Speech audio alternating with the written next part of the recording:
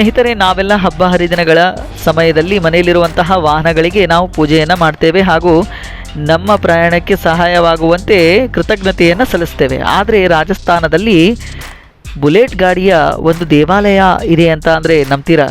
ಅಷ್ಟಕ್ಕೂ ರಾಜಸ್ಥಾನದಲ್ಲಿ ಈ ಓಂ ಬನ್ನ ಬುಲೆಟ್ ಬಾಬಾ ದೇವಾಲಯ ಯಾವ ದೇವಾಲಯ ಹಾಗೂ ಓಂ ಬನ್ನ ಯಾರು?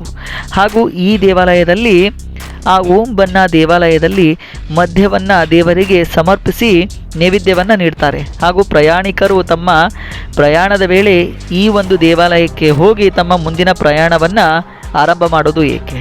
ಹಾಗಿದ್ದರೆ ತಡ ಮಾಡೋದು ಬೇಡ. ನನ್ನ ಚಾನಲ್ನಲ್ಲಿ ಪೂರ್ಣ ವಿಡಿಯೋವನ್ನು ನೀಡಲಾಗಿದೆ. ಮಾಹಿತಿ ಇಷ್ಟ ಆದಲ್ಲಿ ಶೇರ್ ಮಾಡಿ, ಲೈಕ್ ಮಾಡಿ ಹಾಗೂ ಸಬ್ಸ್ಕ್ರೈಬನ್ನು ಮಾಡಿ. ಧನ್ಯವಾದಗಳು.